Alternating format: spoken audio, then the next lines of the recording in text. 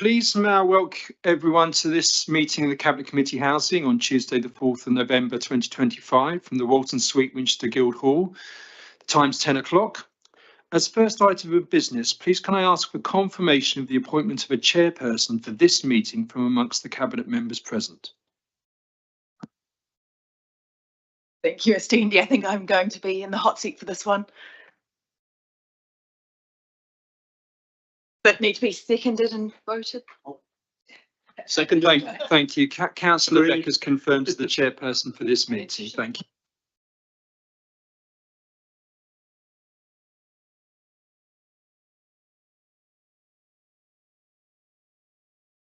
Thank you.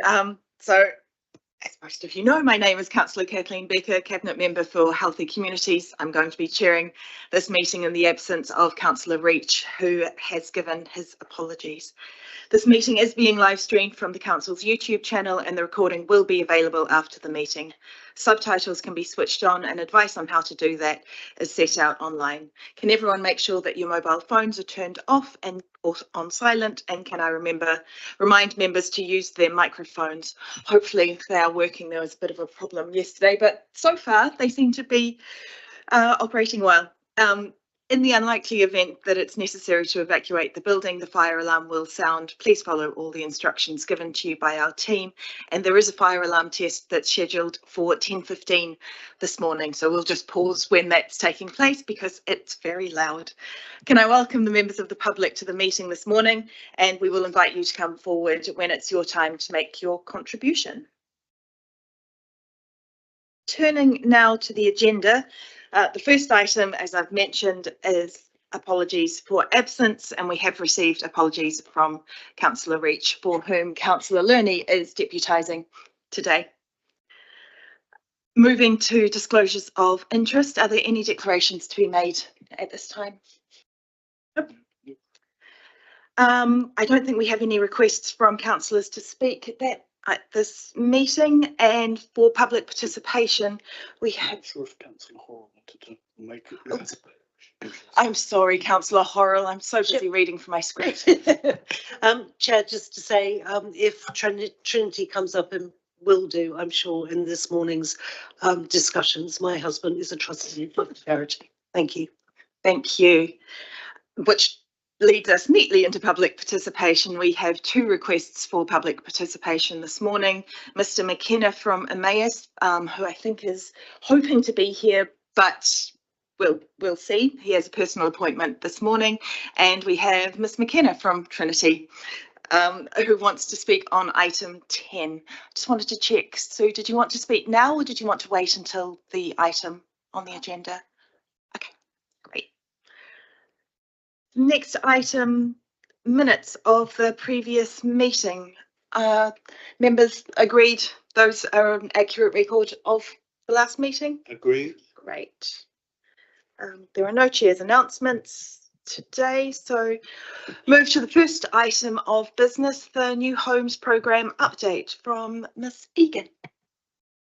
Thank you, Chair. I'm just going to join the meeting, so just so I can do my slides, so bear with.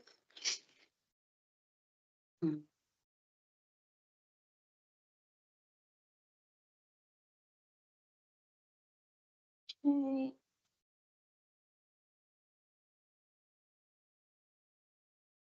Hoping this is going to work.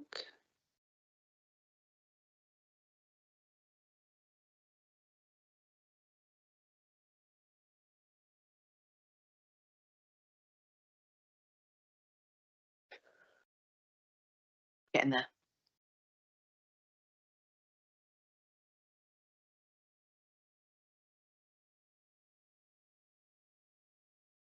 Yes. Okay, brilliant. Sorry. Thank you, everyone. So, yep, this is our standard section of this meeting, just giving a relatively brief update on the work that the New Homes team have been doing since the last Housing Cabinet. So I'll just start with a few of the schemes and strategies we've been working on over the past 3 or 4 months. I think everyone's aware that we're close now to finalising our housing development strategy that covers 2025 to 2032.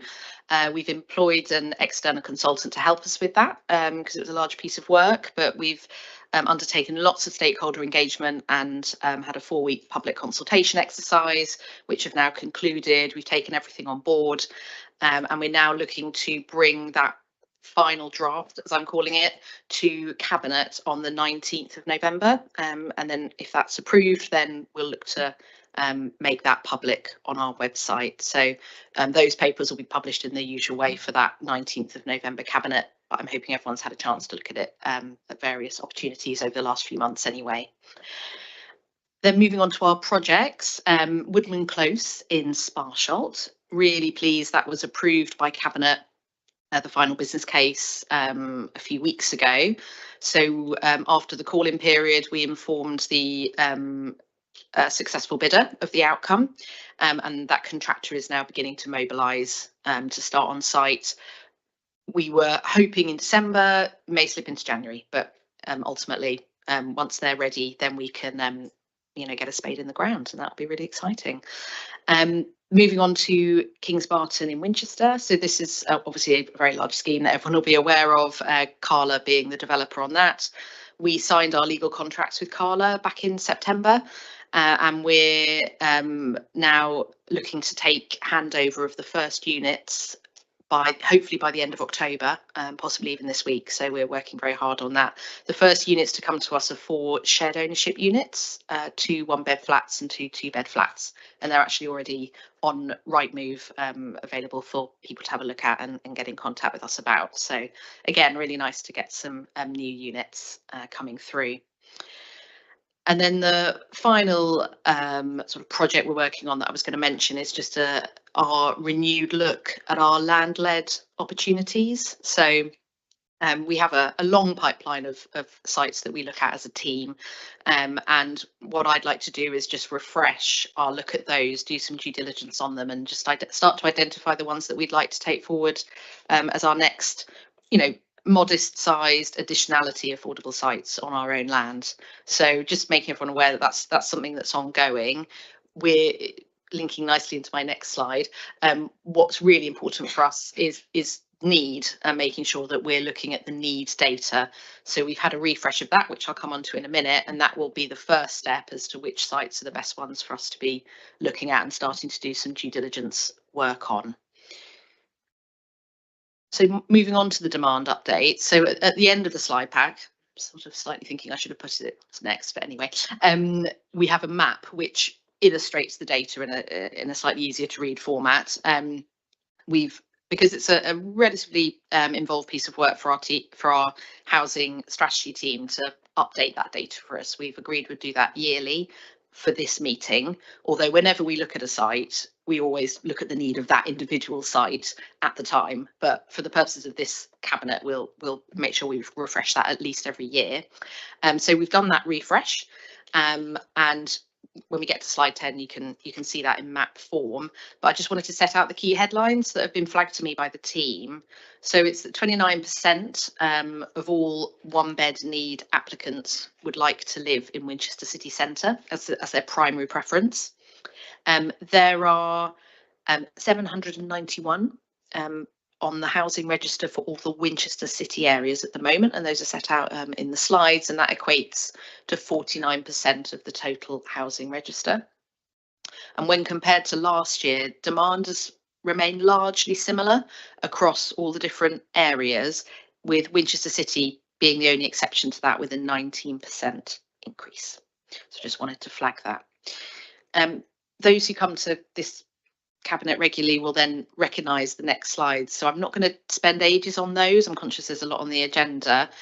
These are all up to date, so we now have a baseline completion of 322 units that we've built since 2020, and this graph just shows the high, likely and low figures of how we're going to meet our 1,000 homes target. So hopefully everyone's relatively familiar with that graph, but obviously happy to take any questions afterwards. I then usually update on our, the timing and type of schemes that are coming through. So these are scheme types, and the pie chart shows how they are split between the different types of scheme. Again, this is actual numbers, so unit numbers and how they are split and over the financial years. And then again, a familiar table for everyone. This is showing across the financial years what our registered providers, RP, are delivering, what we are delivering, and then the total that we of affordable homes that we think will be delivered across the district up until 2032. Again, a familiar map. This shows where our completed on-site, early stage and registered provider schemes are looking likely to be. We also have a table. Oh, I'll pause.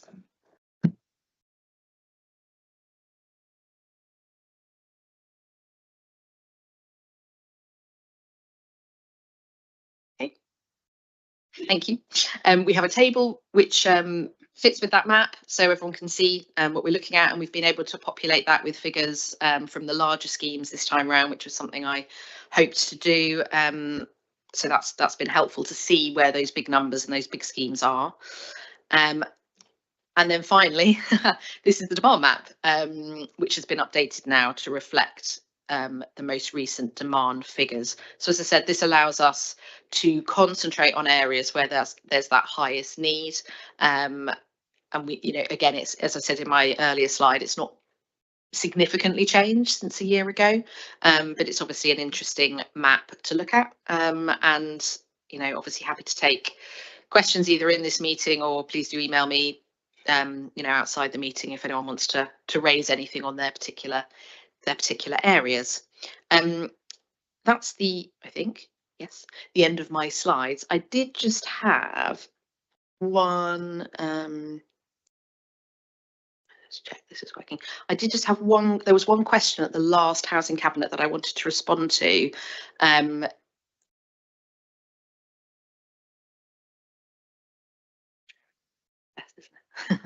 There we go. I can probably just leave there.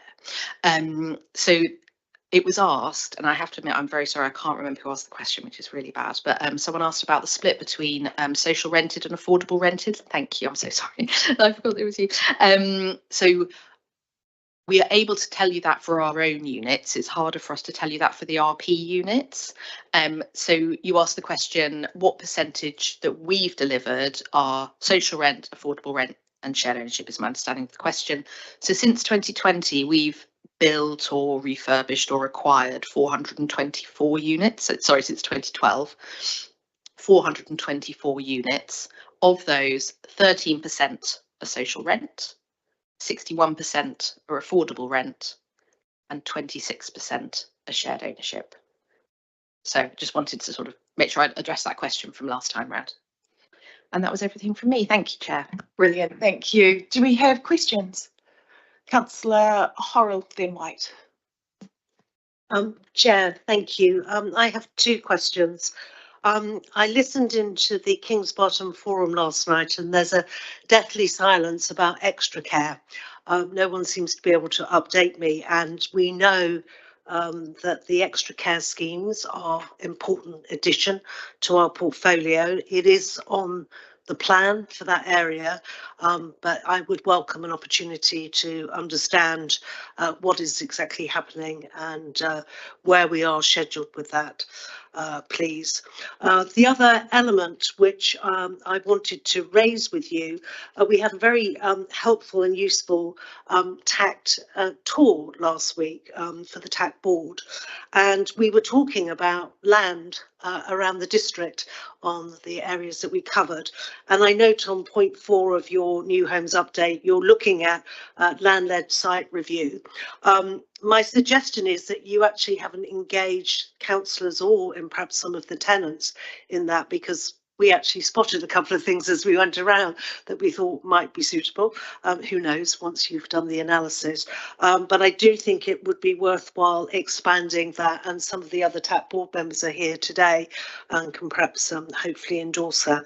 But I thought it might be a worthy opportunity to enhance that review. Thank you.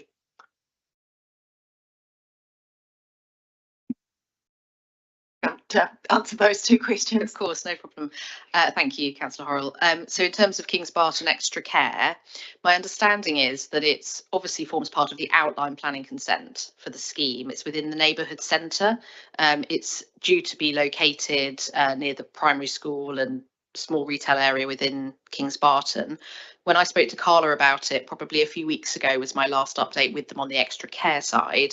They said they need to submit some revised plans for that part of the scheme.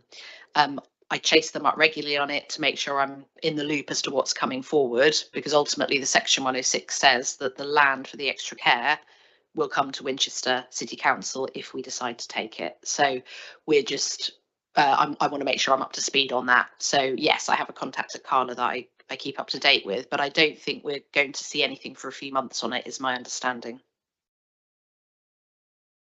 Chair, if I may, we were advised that some of that development is dependent on the road, but in some ways the extra care scheme is not road dependent, because our residents are there and not necessarily the people who will be the car users. So my question is, you know, has that got to be delayed along with the rest of that, or can it make progress given that we have a need clearly identified in the city? Thank you.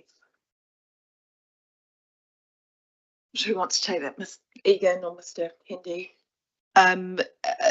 I'm not aware that it's a delay caused by the road, but I can absolutely check that with Carla and let you know.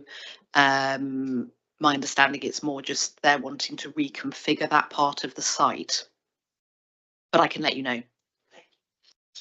And then in terms of engaging with TACT, yes, thank you. That's a great suggestion. Just to make it clear, though, on our land-led review, we're looking at sites that we own. So as long as that's the criteria. Obviously, if people, other landowners approach us about sites, then that's great. But the team's review at the moment is just focusing on our own land holdings. But yes, I can absolutely reach out to TACT on that. Thank you. Thank you. Councillor White. Thank you, Chair. It's about viability of schemes, really. So particularly social rent. I know the government are emphasising a preference for social rented properties and house building. Quite often, particularly at planning committee for central Winchester, it's mentioned, it's not viable to provide the social rent. And I just wonder if there's anything coming down the line in terms of support from the government that maybe next year that might help. Yep, thank you. I'm happy to answer that. Thank you, Councillor White. So Woodman Close, for example, is social rent, and that relies on Homes England funding, as you may be aware through the Cabinet report. So Homes England have some existing funding that we can tap into for social rent at the moment. And then they're looking to announce towards the end of this calendar year, probably, or early 2026, about the next Social and Affordable Housing Programme, SAHP, which runs from 2026 to 2031 to something like, sorry, I'd have to check that, but essentially a 5-year period from next April. And that's their next set of funding, but we're not cited on exactly what that will say yet in terms of what the criteria will be, but all the messaging has been pushing social rent, and that would be the highest grant levels, the most likely to get grant. So if we're doing our own land-led scheme looking for Homes England funding, we would absolutely be hoping to do social rent if we can, but it all comes down to the levels of grant that Homes England are able to put in to make it viable. Thanks. Councillor Power. Thank you, Chairman. I wondered how the modelling of future needs in terms of number of bedrooms versus the build plans is going, and also the need for sheltered accommodation. I'm a bit earlier in the age range than the extra care plans. I do worry about this locally, and I suspect the problem is across Winchester in terms of, have we got the right number of bedrooms for the people that are coming down the line? Thank you. Seeker. I may have to slightly run with other colleagues on this one. It's a really big question, isn't it? So yeah, we are absolutely looking at what comes forward, and there's various strategies that are going to be coming out next year. Oh, I always do this, Karen. I'm so sorry. Maybe Ms Thorburn would like to add something in on the strategies around especially sheltered housing and supported housing. Thank you. Thank you, Caroline. Thank you, Councillor Power.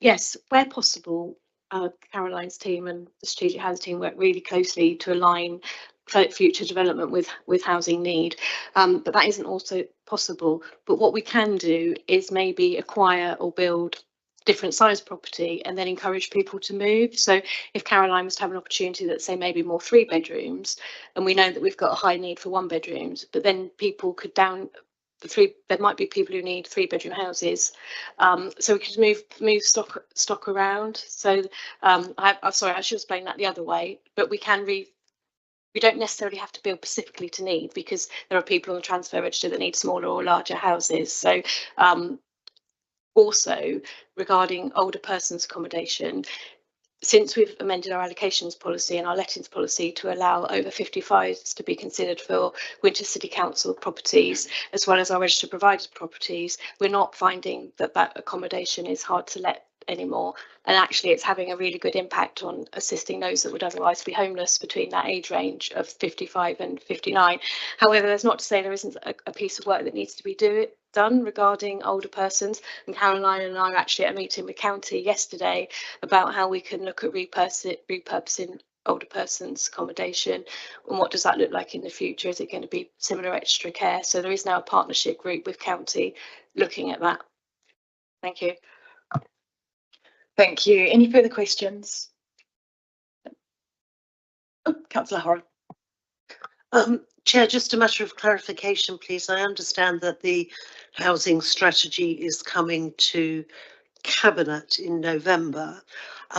Can I please clarify whether the rural housing strategy that we've been long promised, and I think many of us feel we need clarity on for our particular district, certainly as we move forward into a new area, is that covered in full in that document, please? Ms Egan.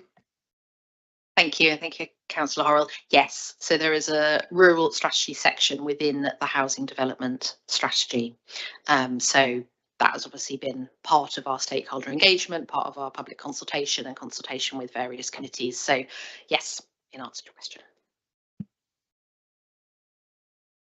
Lovely. If we've got no further questions on that presentation, I'd like to thank Ms Egan for that presentation and going through it so quickly. That was brilliant. Thank you. We do have a full agenda today. Ms Burbridge. Sorry, I'm hearing some echoes.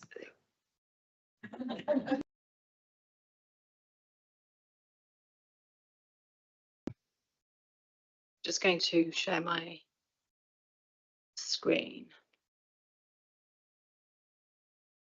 I should say, for anyone listening online, we're just moving to the retrofit program update, which is our regular update at these meetings.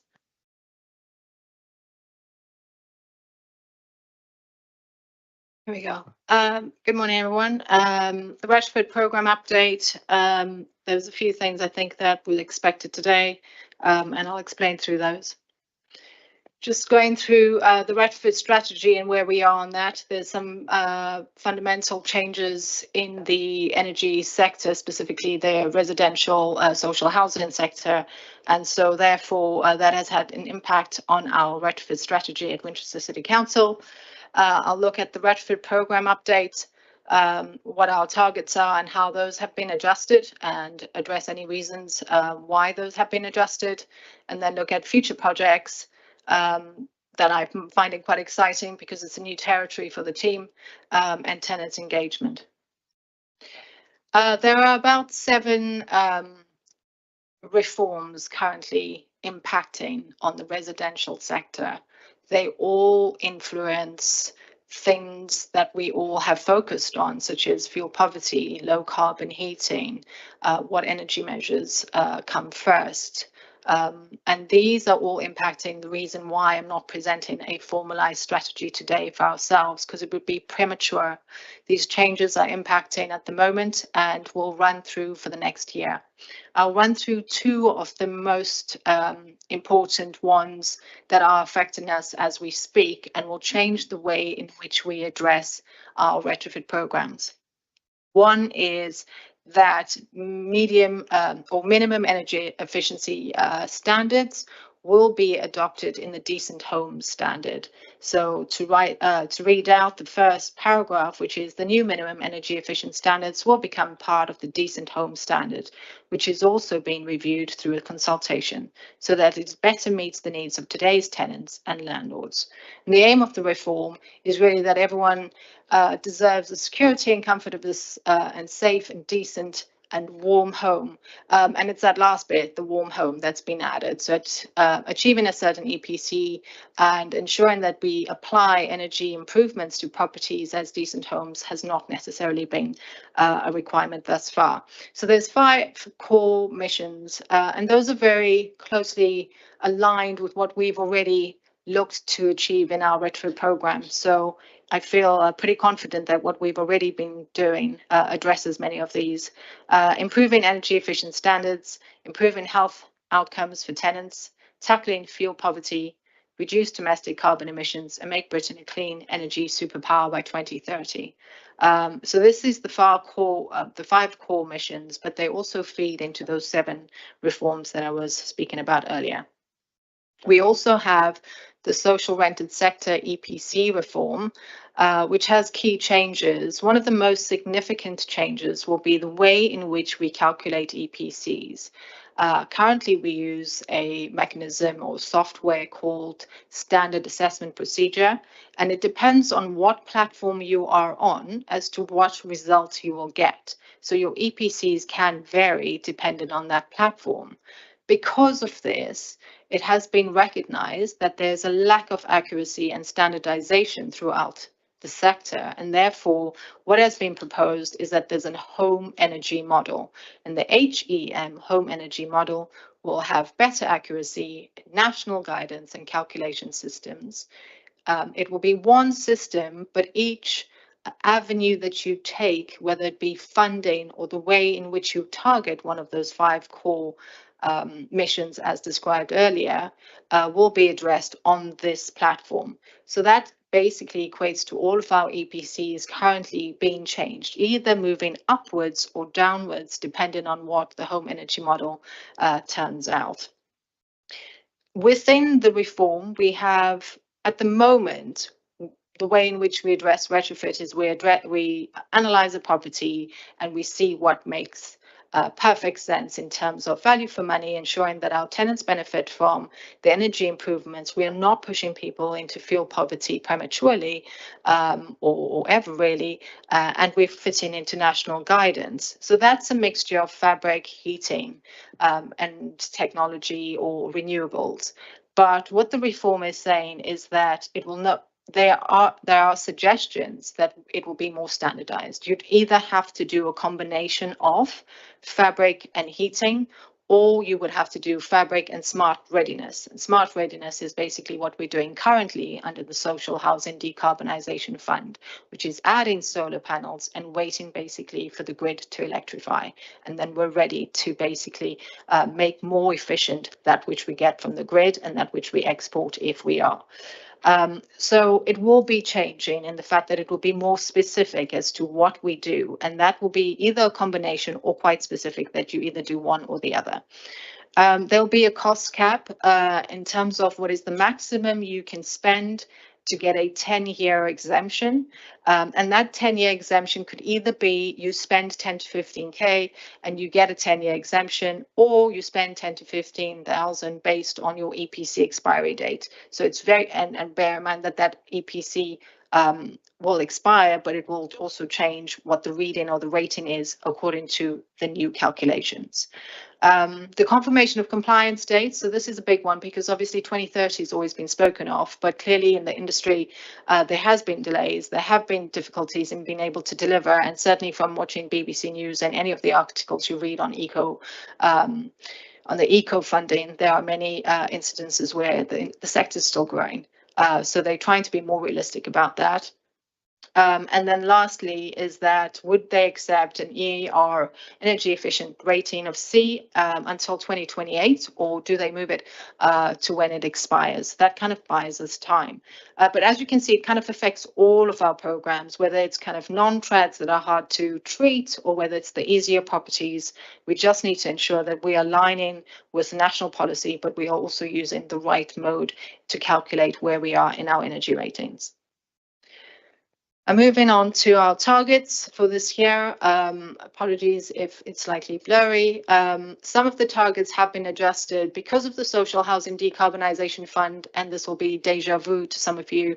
There is a lot of documentation required before we can deliver. So there has been a delay on starting on site, and that's purely because over the 3 waves or 3.5 waves that DESNZ have had, a number of iterations or changes have occurred, which require a lot more documentation. And that is basically to prevent fraud and failure in delivery. But what it's done is basically added to that front loading of documentation.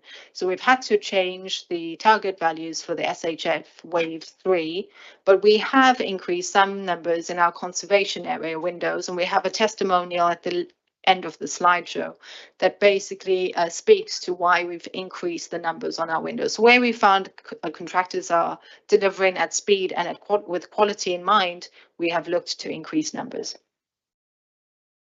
We're still on track to achieve our target by 2028 to have decreased the number of EPCD and below properties.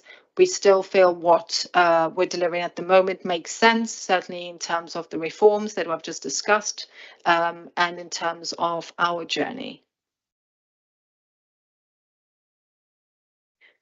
As I mentioned, it's quite exciting that we begin to look at WINL retrofits. These blocks are clearly in need of some TLC, and I'm very pleased that my team are now looking in depth into what energy measures would make sense. But we're also quite trying to be slightly ambitious in terms of the technologies that we use at WINL to harness the opportunities we have, of which there are many. So we've researched a couple of new technologies that work with solar. We'll obviously be looking at some fabric works, and it's more a case of what makes sense, and we are working with our compliance and plan management teams to ensure that we work together to deliver a coherent scheme. And with regards to our blocks, we are now in the process of selecting 5 pilot blocks across our district. The idea is to try and choose ones that will be slightly easier, where engagement might be more straightforward, and slightly harder ones where both in terms of the fabric and the construction, it will be more difficult, but in terms of how our approach is to deal with those that live within the blocks need to change and adapt. We're now looking at the procurement of the design team. Tenant engagement strategies have begun, and we're looking at a project plan for some of the easier blocks to begin about June next year, and then the more complex programs to begin later on. In terms of tenant engagement, we still have a resident liaison officer, which we were recruiting. We've moved, there's been a slight shift, because often through the forums, we've found that there isn't much traction in terms of attendance. And so we are currently developing a video, and it's literally a forum in video form that we will send out to residents, and we're inviting residents to please contact us for home visits. So we're now moving to home visits, because what we found is through making over 150 calls that the information that is received from us is adequate for those that are busy, have busy lives. And it's those that kind of are slightly uncertain that need a little bit more hand-holding, which we absolutely can do, but we feel it would be more useful and better use of everyone's time if we've home visits. So I've home visited the Swedish cottages, done one-on-one calls, and my team are visiting residents as we speak for the more complex solar agreements that we've come up. So in many cases, many of our residents are happy, and whether or not we've invited them to contact us. And the website's still in development, but we are focusing on this video that I think will make a real difference in explaining what retrofit is and what the opportunities are for residents. And then the final testimonial, which I'll read out, which my team were delighted to receive, was from a resident at 7 Staples Gardens. I'm absolutely delighted with the window upgrades at 7 Staple Gardens. The installation was completed in just 3 days. These areas were previously very cold and drafty due to the old single glazed windows. Since having the new double glazed sash windows fitted, the difference is remarkable. It's already so much warmer and sorry, I can't, and sorry, and more comfortable throughout the house. I'm especially pleased with the operatives selected by the council. They were professional, respectful, and always cleaned up after themselves. A fantastic job all round. So we're very pleased with that, and it really makes a difference to the morale in the team. But that's me. I'm happy to take any questions. Thanks very much, Chair. Brilliant. Thank you so much. Questions? Councillor Power. Thank you, Chairman. I sat in on a couple of home visits to the Swedish cottages. I was very pleased to be there and they were very well conducted. So thank you for inviting me. Just a question on the Winnall blocks. From recollection, some of these are owner occupied. Is that causing any complexities in looking at retrofit measures? Yeah, thank you very much, Councillor Powell. I think that's a very good question. As we're in the beginning of our tenant engagement strategies, these are things we're looking in. So the number of owner occupiers, the number of leaseholders, the number of residents, and certainly the way in which we propose the works is kind of very fragile. So I think we're all very aware of this, and it's more a case of ensuring that we're choosing the right measures and we know what we're choosing before we begin that engagement and that we have a good plan in place. But we are very well aware that there will be different scenarios and we need to understand how that might be applied. But it's early doors. Thank you. Thanks. Councillor White. Thank you, Chair. So you mentioned about the new home energy model and the new calculations and how that might bring some of the EPC ratings down and some of them go up. So how likely is it that quite a lot of them might go down and sort of throw out your targets to comply by the 2030 sort of deadline? And then also there's 16% that will still be EPCD. How achievable is it that they can be brought up to EPCC as well? And just one other question. I think in the previous meeting you said about the installation of the solar panels would start at the end of the summer, but has that been delayed now due to the complexities with the documentation that you mentioned? Ms. Burbridge. Thank you, Councillor White.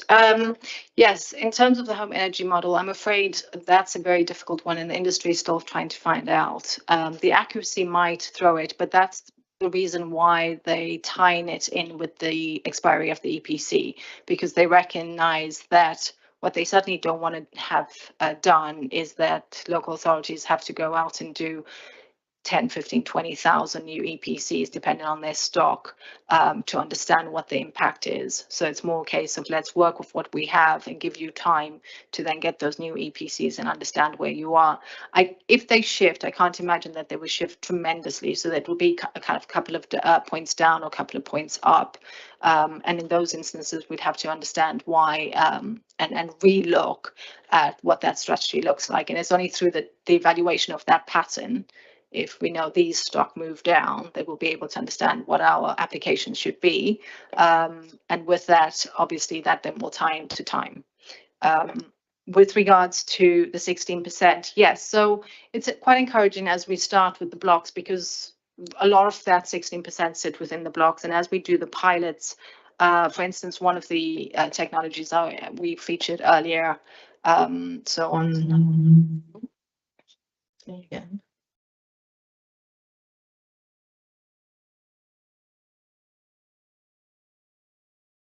On one of Apologies.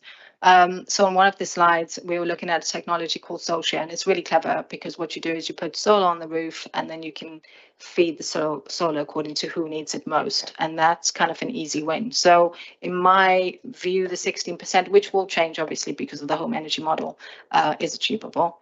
And then lastly, the installation of solar, yes, it is delayed because of the the Social Housing Decarbonisation Fund documentation, and the many milestones required in terms of abiding to the past 2035 requirements. But we have had some measures installed this week, and we are looking at our first properties in the next week or two. Thank you. Thank you. Councillor Horrell. Thank you, Chair, and thank you, Prashanta, and your team, because managing in such a huge amount of change is not easy. So thank you for your perseverance on our behalf and the team. I wanted to ask about the big news story that's been in the public domain about the amount of retrofit work that's been going on across the country, not just here, that isn't up to specification, and how the remedial works are going to then have to be undertaken. So having done all the work, in some places and particular types of work has to be amended.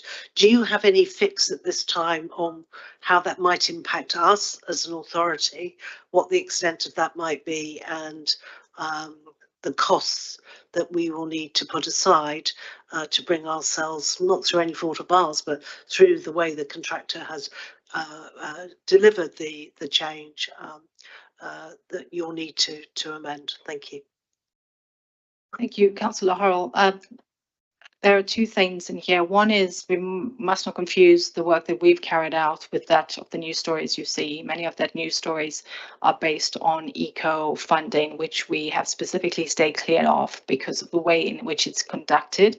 It is driven by the contractor and not the owner of the properties. So we are definitely not within that bucket of or pool of properties that have gone that have had major issues. The issues that we have are minor in comparison. And secondly, to answer the bigger piece of work, we're still working on that, and we definitely will come back to you with proper answers. To speak now would be premature and wouldn't be correct or accurate. Thank you. Thanks. Any further questions? Nope. Councillor Horrell. If I may, Chair, there is a reference in the slides, but all of this is really quite confusing for all of us, I think, about the regulations and what's in, what's out, what's changing, scheduling, what they all mean. Do we have a really fantastic piece of comms that is available for our tenants and generally for our residents to understand what this all means, so that people can get to grips with it without feeling so overwhelmed that they're really rather horrified by it all? So it's really something for the comms piece, particularly, and how we articulate that well and clearly for everyone. Thank you. Ms. Burbridge. I think that's a fantastic idea. We are in major transition. So I think when that becomes more clear, we can clearly have more carefully articulated communications with our residents, because not all, whilst there's major change in the sector, not all of it will be recognized by residents. And so we have to make sure that there's not too much technical detail disclosed, but certainly when the reforms come to an end, which is hopefully within the next year, we'll definitely have a comms piece. Thank you. Thank you. No, if there are no further questions, I'd like to thank Ms. Burbridge and her team for all the fantastic work that they have been doing in this really difficult time period. And thank you again for coming along for giving today's presentation. Thank you. So the next item on the agenda is the Disabled Facilities Grants Policy, which is my paper. I think we've got Ms. Thorburn and Mr. Corrie here as well to support. So this paper outlines the Disabled Facilities Grant Policy for 2025 to 2030. This is a statutory grant which is designed to support eligible disabled individuals so that they can continue to live safely and independently in their own homes.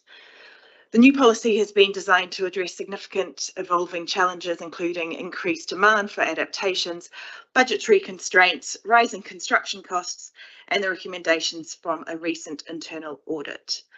Budget issues are addressed at part 2 of the paper, and it's important to note that the government consultation on changes to how DFG funding is to be calculated is due to be carried out in the future, which is expected to result in a decrease to the amount of funding which is awarded to the Winchester district. The 2025 policy proposes to revise 2 of the discretionary grants, the welfare grant and the top-up grant, and introduces a new pathway to home grant. No changes are proposed to the heating and relocation grants. The main changes are outlined in paragraphs 13.8 to 13.10 of the paper. The changes proposed have been the subject of significant testing and consultation. The policy options were considered by the Economy and Housing Policy Committee, and their feedback has been reflected in the version of the policy seen today. And the impacts have also been tested against the existing policy so we can understand the full real-world impact of the changes. Anything else you'd like to add, Ms. Thorburn, before we get into it? No, thank you, Chair. That was covered very well. Thank you. Thank you. I don't think we have anyone speaking on this paper, so we'll go straight into questions. Councillor White. It's not so much a question, but it was a suggestion from Councillor Lee, which I think has been sent to some officers and councillors regarding the means testing and veterans. So the Royal British Legion have a campaign called Credit Their Service, and it's calling for military compensation not to be included in income when you're means testing for things like grants. And other councils, including Eastleigh Council, have fully disregarded this military compensation in their grants, including the disabled facilities grant. So I don't think it's really probably the remit of this committee to decide that now, but I just wanted to raise it, as I think Councillor Lee wanted to know whether it was something that you would consider. Thank you, and thank you to Councillor Lee for bringing it to our attention. He has emailed through some information about it. Mr. Hendy, I don't know if you want to address it. Yes, thank you, Chair. We are aware of the motion in terms of disregarding military compensation for those that have been injured as part of the means testing for DFGs. There would be financial implications to disregarding the compensation. That's not something we've been able to advise members on at the moment. We need to undertake some due diligence around that. So that's what we intend to do going forward. Thank you. Further, Councillor Power. Thank you, Chairman. I'm slightly confused by paragraph 2.5 on page 37 of the papers. I think it's actually explained in 13.11, but I'd just like that clarified, please. It's a typo. But, Yes, I think it's a typo as well. It should be change, not charge. But if Ms. Thorburn or Mr. Hendy could confirm, please. Thank you, Councillor Becker. I will try my best because the finance colleagues took a couple of attempts to explain this to myself, and I might have to pass over to John, who's more of an expert than I am.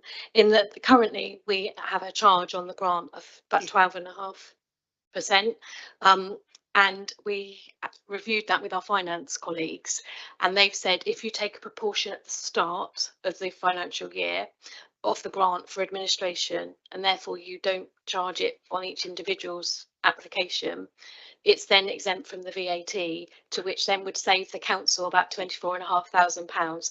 So it's not a lot of money, but that's 3 or 4 wet rooms that we would be able to do. So I hope I can explain that correctly. Thank you.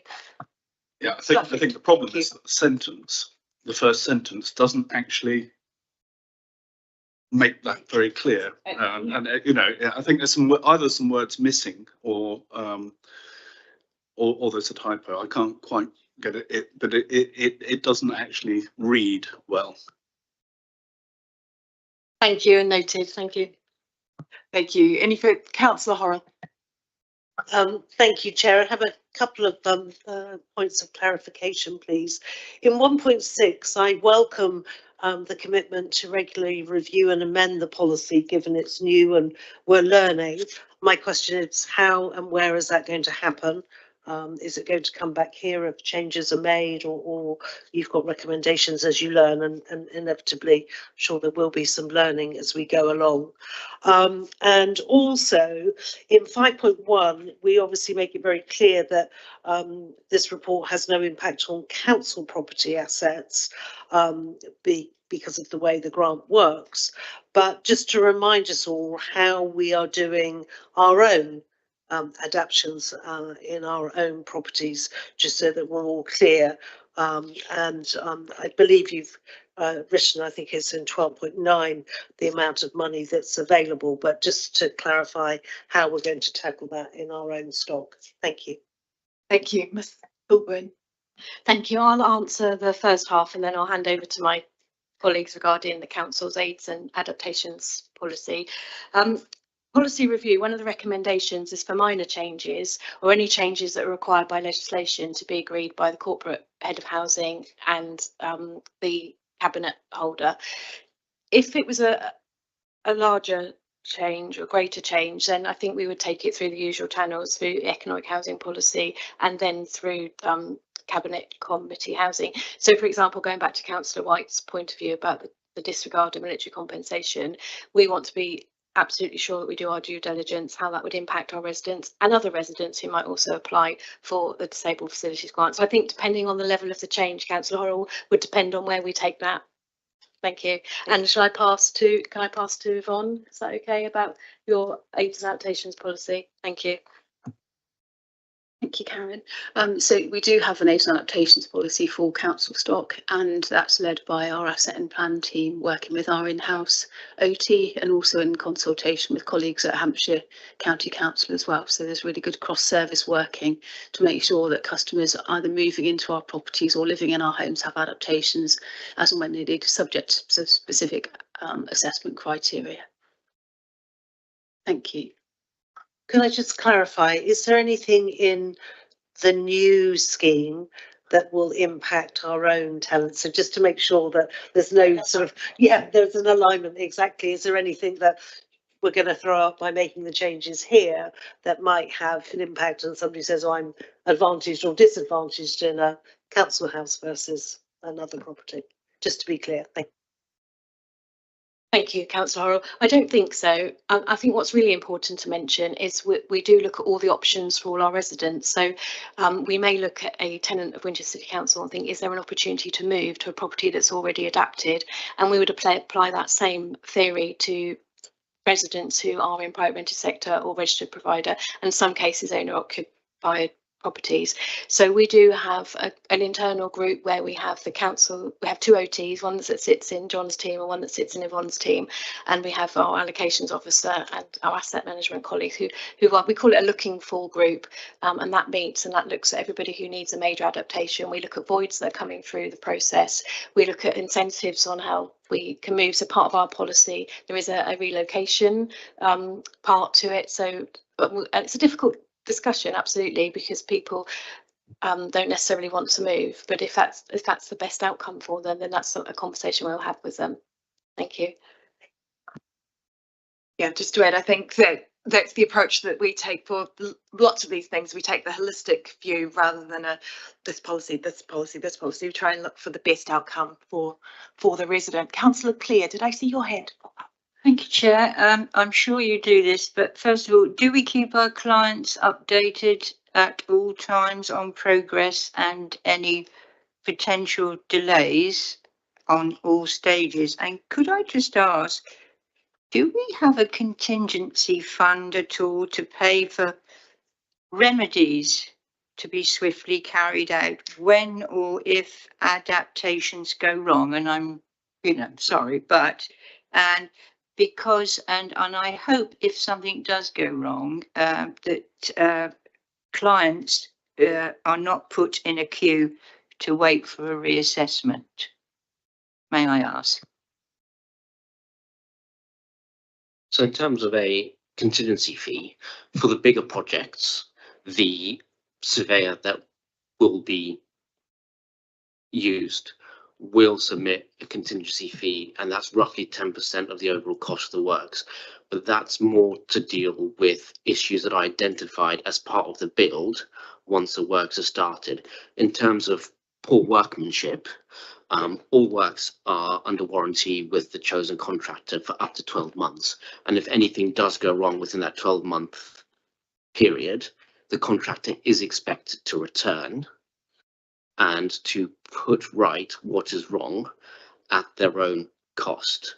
There will be circumstances where it is justifiable for us to use some of the DFG pot to redo the works, and that's normally if a grant takes a significant period of time and the needs of that individual have changed significantly from when they were assessed by the OT to when the works are finished, that those works may not necessarily meet their needs. And in those scenarios, there is the option to have that person reassessed by the in-house OT and to redo the works to make sure that they are meeting their needs. So yes, there is contingency within the bigger projects in case things go wrong, but in terms of poor workmanship, that contractor is expected to return. If they don't return, or if we don't feel it's appropriate for them to return, we will look at other options to ensure that those repairs are made. Your first question in relation to keeping clients updated, yes, we do. We're in the process of employing a support worker whose role will be to go and visit clients in their homes and help them through the application process. And then the grant officer is expected to keep them up to date on progress from when the works are awarded to when they're starting, and then on towards completion of the works as well. So yes. Just to add, in terms of equipment, if there are any failures, then we would expect that we would use the warranty process to make sure that things were made good, so no one was left without a working stair lift, for example. Any further questions? Councillor Horrell. Thank you, Chair. I think it's helpful in 13.2 that the team have done a bit of sort of testing as to what the new rules mean, and you obviously have a significant number in that sample that you took who would not qualify for financial support because of the mandatory means testing. Is there anything that we as a council will need to do in sort of mopping up any of those who perhaps are on the edge of that? Are we likely to come under pressure because the new rules mean that there will be people who perhaps had an expectation it won't be met? Or perhaps questions raised already about working with other partners to perhaps assist. I don't know what the approach will be, because just saying no, it's not necessarily the end of the story for those individuals. Thank you. So that situation is why we've included the new pathway to home grant of up to £10,000. So if people need an adaptation to be made in their home to get them from home to hospital, from hospital, then there is that money available. Sylvain, I don't know if you want to explain it in more detail. Thank you, Councillor Horrell. When we carried out the testing, there were a handful of families, 6 families, who would qualify for something, but they wouldn't just qualify for the full 15,000. For those that didn't qualify at all, would mean they would have the financial means to fund the adaptation themselves, and therefore they have to make the decision as a household as to whether that's how they wish to spend their money. And Mandy, our OT, would say if they've got a rainy day fund, there isn't much more than a rainy day than needing an adaptation, but how they choose to spend their money. So guidance on, yes, how this may help you stay at home for longer, information how it may prevent hospital admissions, would be a good line to go and encourage them to do that. But as Councillor Becker said, we do have the pathway to home aligned with the Better Care Fund of £10,000. So if somebody needed an adaptation that prevents hospital admission or enables discharge from hospital, then we do disregard all their income. Unfortunately, we're not in a position anymore to allow residents to have that blanket 15,000 discretionary policy for the reasons that Councillor Becker outlined in the start of her paper. Thank you. Councillor White. Thank you, Chair. I was just thinking about people that might have like a slowly degenerative condition, say like motor neurone disease, where their needs are sort of changing as the illness progresses, and whether they would need to go through the whole process of being reassessed and means tested for each kind of stage or new equipment that they might need, if you see what I mean. Thank you, Councillor White. We do triage our applications and we do look at level of need and level of urgency against the diagnosis. So somebody with MND or other illnesses are likely to be our urgent cases, and our OT is very equipped at looking at what they may also need in the future as well as now. However, people aren't tied just to one grant. They can apply for more than one grant. So if people's needs do change, then yes, we can reassess and do another grant. But our OTs and our team are very experienced in knowing what that person or individual or that household may need. Thank you. Just to add, that can sometimes be a difficult conversation because someone may not want to think that they will be needing those adaptations. So our OT is very good at having those conversations too. Any questions from my Cabinet colleagues? Questions? No. Shall we move to debate? Councillor Looney. Thank you. I very much welcome this paper coming forward. I think it's a very practical response to what are challenging financial times, shall we say, but which still will ensure that we help those residents most in need.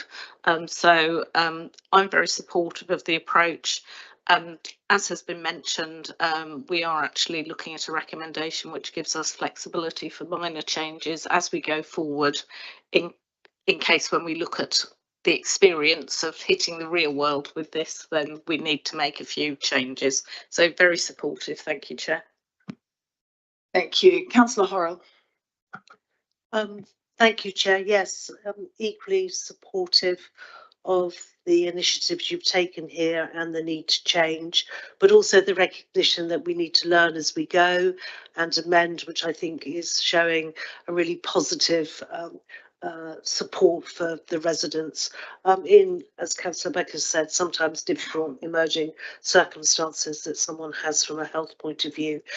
So I welcome the chance for it to evolve over the coming year and look forward to perhaps understanding as we go forward how it has been received and the impact that we're having, because I know for some families this is an absolute lifesaver and really important for them to be able to continue to live in their own homes. Thank you. Thank you. Councillor Cutler. Yeah, I echo the support that's been already said. I think it's always very difficult when you're introducing means testing to make sure that there's no cliff edges, and I think this really does show that. And I'm also pleased to see that, although there was a bit of confusion about the fee charge element of things, that a practical solution that saves some money within the process and allows the grant to be used more effectively, I think is I know it's a minor point of this, but very, very useful. Thank you. If there's no further debate, we'll move to the recommendations that we approve the Disabled Facilities Grant Policy for 2025 to 2030 as set out in Appendix 1, and that we give delegated authority to the Corporate Head of Housing in consultation with the Cabinet Member for Healthy Communities to make minor changes or those linked to legislative change to the policy 2025 to 2030. Are those agreed? Agreed. Thank you very much. And thank you again to the team for, I know this has been a bit of a labour of love actually. It's been going on for a long time, lots of real world testing, lots of consultation, lots of discussions. I think what you've created is a brilliant policy with the aim of keeping people living dignified lives in their homes for as long as possible. So thank you.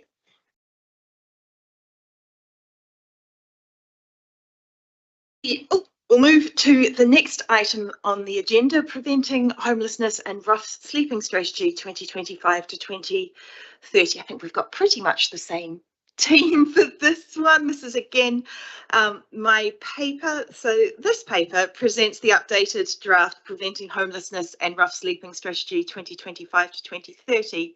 It's been prepared to respond to local need and national policy, as well as local recent experience, and in particular the lessons that we learned during COVID.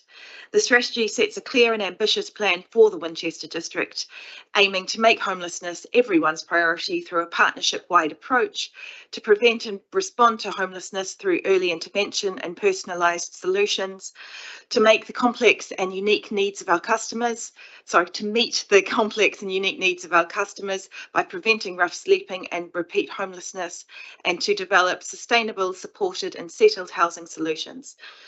On this one, I would like to thank the very wide number of people involved in the preparation of the draft strategy, and including individuals with lived experience of homelessness, the Homeless Forum events with providers, the statutory agencies, and with our fantastic local agencies who have all fed into this draft strategy to make sure that it works in the real world, and most importantly in our real world. The draft strategy has also been presented to the Economic and Housing Policy Committee, and their comments have been included in this. Ms. McKenna, would you like to come up and speak at this point? I don't think. No.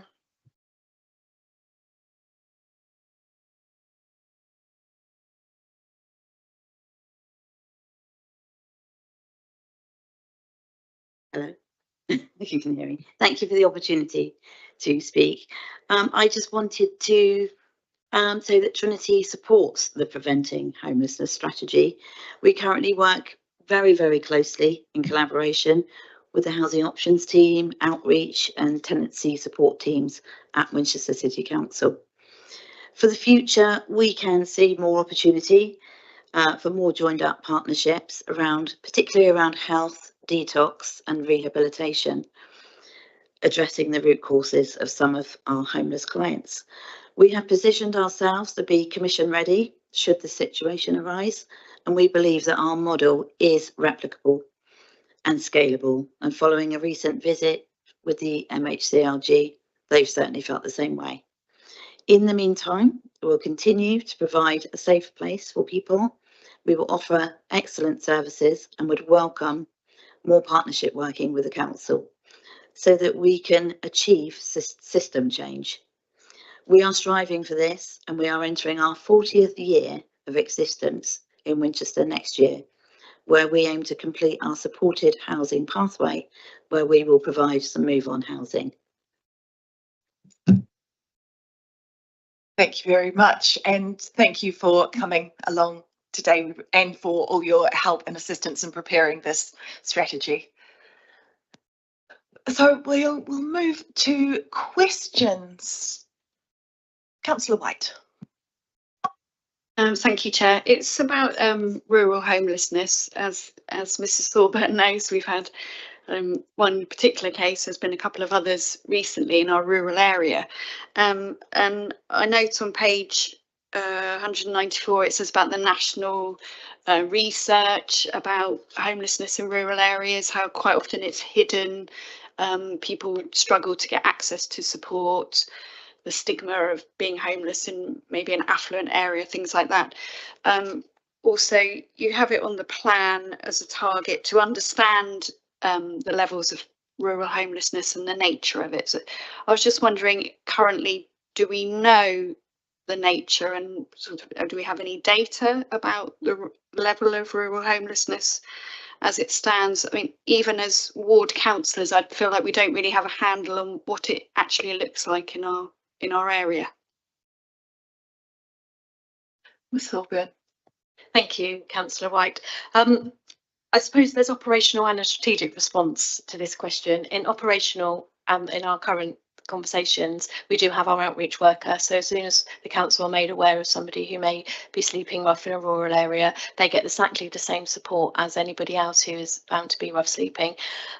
Strategically, one of the things we want to do, and it's outlined in the action plan, and I'll make no apologies really about how ambitious it is because it's such an important issue, is we want to do that really deep dive into data. So we will be looking at our approaches over the last couple of years. We'll be looking at where they resided when they presented to us. I think one of our challenges is the rural area is hidden. So I quite confidently sit here and say that we get homeless approaches from people being discharged from A&E, the prison, the mental health hospital, family and friends within the Winchester City area, but I wouldn't be as confident to be able to give that narrative for the rural. So I'm hoping that we review this progress every year as we do the housing strategy. So when we start our dive into the data, we will be able to look at approaches. Now, we've already done this for our domestic abuse cohort over the last 2 years, just to give you an example of how really useful that data is. And that's told us that 50% of the 92 approaches over the last 2 years came from out of area. So that is really useful in how we concentrate then on the 50% that were in our area. We're just now starting the same with the private rented sector with the Renters' Right Act. So looking at the number of approaches over the last 2 years with people who've been served with Section 21, there's just been roughly over 150. So yes, it's on our list, and hopefully we'll get that data, and then I'm hoping that we will then inform the services that we provide to the data that we're found. So sorry, I can't give you a concrete answer at the moment. Thank you. I would add there's probably also a role for councillors serving the rural district, that if you are aware of homelessness, it's really helpful for the team to know that and to understand that. Can I just follow up on that? I mean, we were alerted and we contacted Ms Thorburn, and the support that we got was excellent and the outreach was instant. So yes, thank you. I would expect no less. Any further questions? Councillor Horrell. Chair, thank you. I have 3. I know we've been through reorganisation in the housing team, so I just wanted to be absolutely clear in my mind. One of the key resources that I think is really valuable to what we do, and we do in partnership, is outreach. How is that working? Who's doing it? How are we working together with our partners? I wholeheartedly support the references to partnership working. We've discussed that in the forums. I think it's really, really key part of what we do, and how blessed we are in Winchester to have so many organisations in that sphere. But question, I suppose, how are we going to up our game? Because we have some great connections now, but how are we going to make this work more efficiently? We might all be very inclined to it, but perhaps we need to make some changes to make that happen. And finally, the confusion on the high street about who's homeless and who's rough sleeping, as we know. And last week when we did the count, many of those were known very well to the team who were out. But what are we going to do differently? Because it says very clearly in 1210 that we are going to we will work to reduce rough sleeping. That is commendable, but gosh, that isn't an easy task. So my question is, what is it that we're going to do differently from now to make that happen? Thank you. Thank you. Sorry, I'll go straight to Ms Thorburn and I'll feed in at the end. Thank you. Thank you, Councillor Horrell. If I may, I'll answer questions 1 and 3 together, because they sort of entwine with the outreach and the how are we going to resolve rough sleeping. So yes, you are quite right. We've had a restructure because we needed to align our resources to be more robust in the pressures that Councillor Becker outlined in opening the paper. So we now have a strategic housing team and a housing options team. So Charlotte used to oversee all of that work, and we realised that this couldn't continue. So we now have a team that looks at the demand coming in, and then we have a team that looks at the supply of accommodation, whether that's temporary accommodation, working with our partners, our allocations, and also the strategic side of commissioning and what we commission. So with our outreach, in August, the MHCLG rough sleeper advisor came and spent the day with our outreach worker and went out with our outreach worker and was very impressed in how we approach rough sleeping in Winchester, how assertive it was, but also at the same level caring and empathetic, and had good resolutions. We've also now have a senior housing options officer and outreach lead, because I think one of the things we are well aware of is our gap in our knowledge and expertise was outreach. So we now have an officer who's come from Portsmouth, who worked in their single persons outreach team, who brings a wealth of knowledge, and that's now started to be embedded into the team. And then we have our outreach worker who works Monday to Friday and works extremely hard with all our partners, all our internal colleagues, our registered providers to prevent homelessness.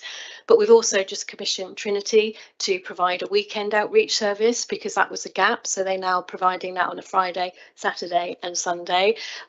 It's taken a little while to recruit somebody for that role, but we're ready to go, and we have noticed that has reduced slightly the activity. As of yesterday, there were 3 rough sleepers. We've worked really hard to get those that have properties, who are RP tenants, back into that accommodation, whether that's been assisting with a deep clean, because that's why somebody didn't want to return to their home. So we're trying to be really innovative in how we resolve that. We'll never eradicate rough sleeping. The government's ambition is it's rare, brief and non-recurrent, and that's very much a theme that will run through our strategy. Being innovative, and we are really fortunate here from our senior leadership team and our members that we have that freedom to be innovative, so we can think outside the box and come up with ideas that are very much person-centred for that individual, because not one size fits all. We are up against some challenges. So last week, 3 people were discharged from A&E on that same day, and with the support of Trinity, we're enabled to assist those individuals, whether it's to reconnect them back home or whether it was to provide them with some emergency accommodations whilst those needs were assessed. So I think it's as important about how we respond to it rather than trying to eradicate it. So there's there. And regarding partnership working, your middle question, and how we can improve and up our game as such, absolutely. We're always thinking about how we can improve not just the accommodation but the support that can go with those individuals, because homelessness is a consequence, it's never the factor. So is it debt, is it relationship breakdown, domestic abuse, drug and alcohol, and I think the team and the partnership work really hard in a world that isn't our traditional work, so with adult services, children's services, drug and alcohol services.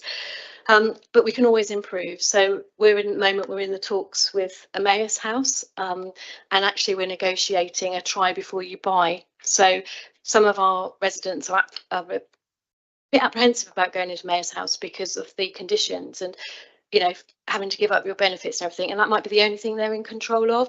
So we're in negotiations, and unfortunately Mr. McKenna wasn't able to make it today, but we're in negotiations with, okay, well, you've got voids, we have a need, how can we work in partnership, and then how can we work beyond that with your removals lorries and your furniture to assist our families and individuals are going to houses. So we're now looking and negotiating, we're there, we just need how it works operationally, about how we can put residents into their accommodation, say for a 3-4 month trial period. We're also looking at alternative temporary accommodation. So is there accommodation that's not as popular on the housing register? If that's had a bid for 3 rejections, can then we use that for temporary accommodation? So I realise I'm now sort of waffling on, Councillor Horrell, but there are so much more there is so much we can do, and as you know, I'm very passionate about that. So yes, thank you. I hope that's answered all 3 questions.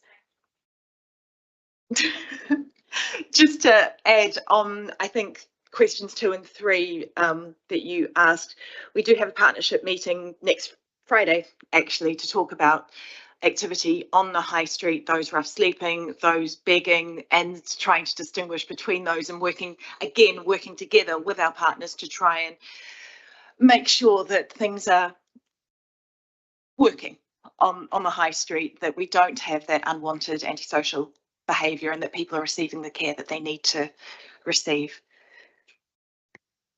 Mr. McKenna has just arrived, I think. Brilliant timing, actually. If you wanted to come up and speak, we can. It's not normal, but if you want to come up and speak now, I don't want to deny you the opportunity to.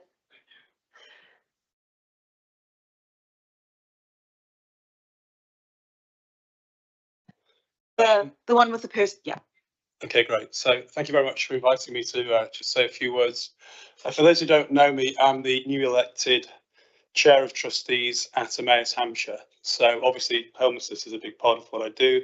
I'm retired, so it's become an even larger part. But I've had the pleasure of working with Karen and her team for the past, and Charlotte over the past couple of months to forge real links with the housing group.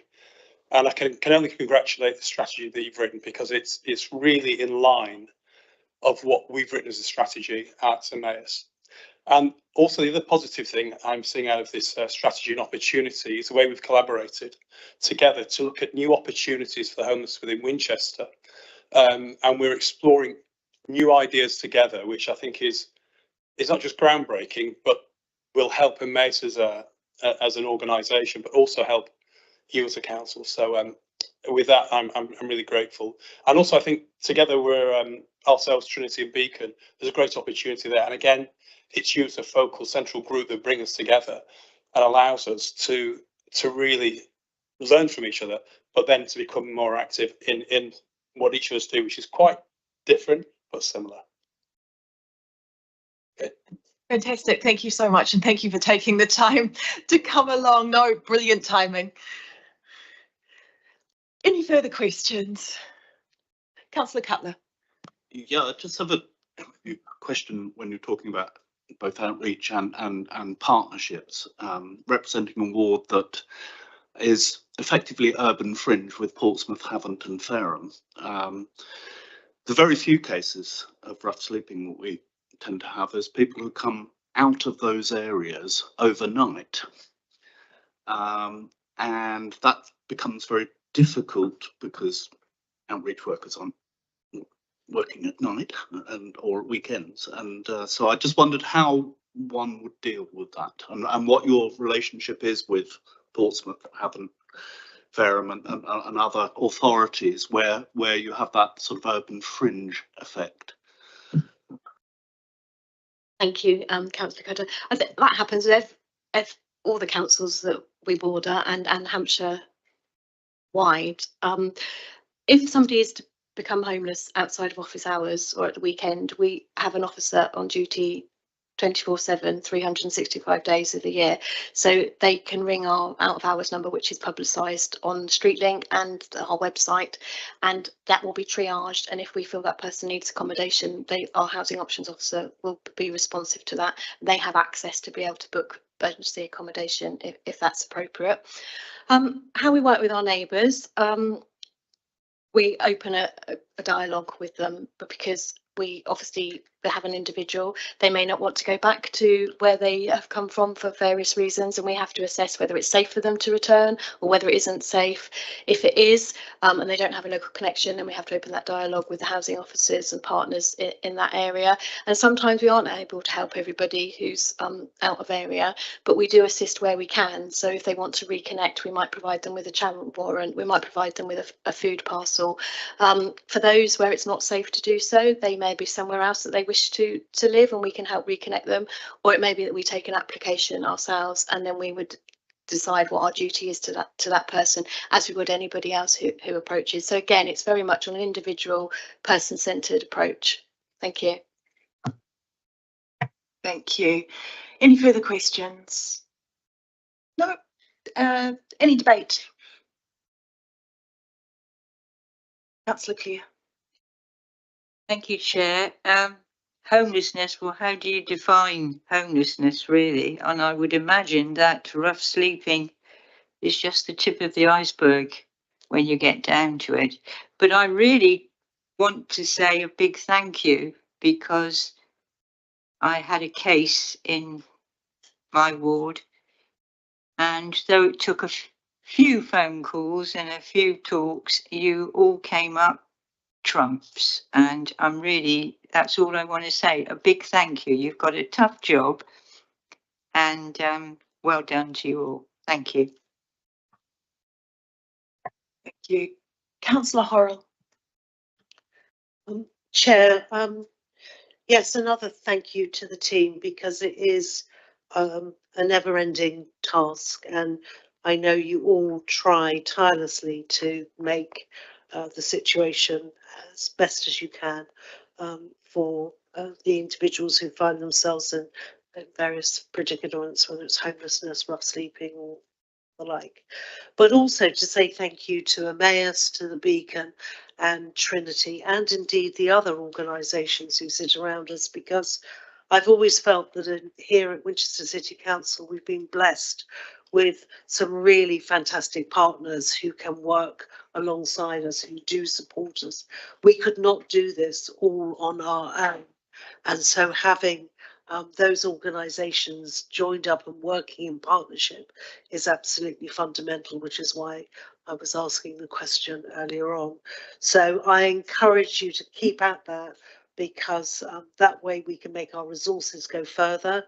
We're not doubling up, and we can play to each other's strengths. And I know that is, again, a lifetime's work, but I encourage you to keep at that, and thank you to yourselves and to all the other agencies. Thank you. Any further debate? Councillor? Yes, I'm just happy to support this strategy. I mean, thanks that have come from other members.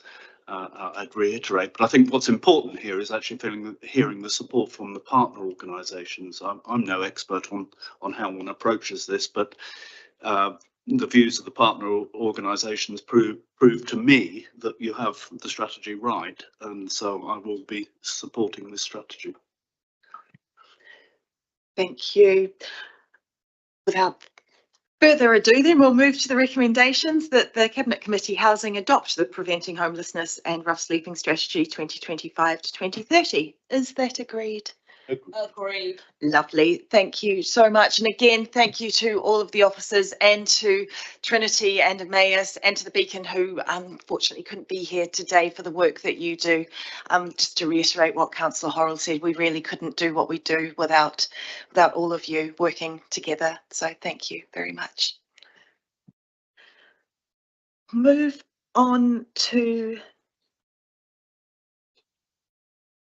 the last paper, which isn't mine, but as Councillor Reach is away, I will introduce it. So this paper, the Housing Compliance Policies paper, seeks approval for 6 housing and repairs maintenance compliance policies.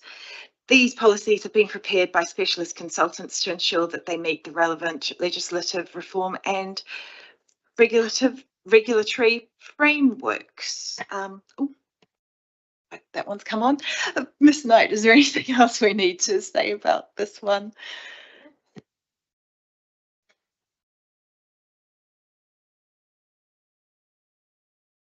Sorry, could you use the mic? Sorry for people online. So yes, I think you've presented that very well. Thank you. Yeah. So moving to questions on this paper, Councillor Power. Thank you, Chairman. It's about asbestos. We have asbestos everywhere in our properties and our garages, as noted in the paper. Tenants have a tendency to whip out a drill at a moment's notice. And what steps have we taken to advise tenants don't do that with impunity, especially in garages where we have asbestos roofs throughout, I think, and in some houses? Sanderson.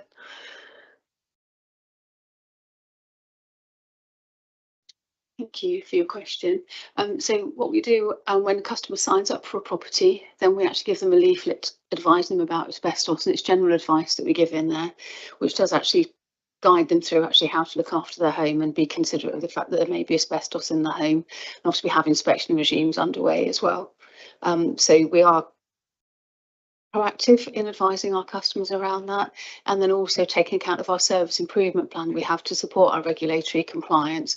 We're also communicating to customers through our newsletter as well about key elements of compliance, and this will form part of that ongoing conversation with our customers as well, to make sure we're supporting them and also enabling them to understand how to help us manage their home as well. Thank you. Can I just check that that also includes tenants of garages, please? I will check that point. I'll take that action away. Thank you, Councillor. Any further questions? Councillor Horrell. Thank you, Chair. One thing that is troubling me slightly is not our approach to our own housing, but the interpretation of AWAB's law in the private sector. My observation is that sometimes that sector is not as responsive as we perhaps like it, and just trying to clarify the role of the private sector team in ensuring that the houses that are in the private rented sector are equally being addressed and the requirements of this new legislation being covered.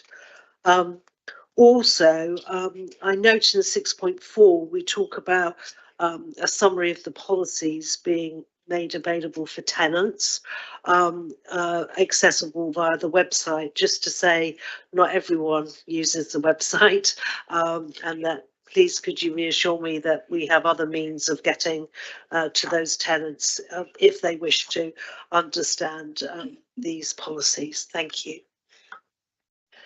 Thank you. I think it might be Mr. Corrie for the first question.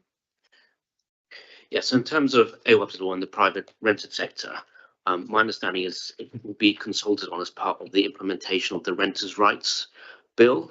AWAB's law at the moment only applicable to social housing, so our role as a private sector housing team is to investigate complaints of disrepair and hold that landlord accountable. So we do have a separate private sector housing enforcement policy.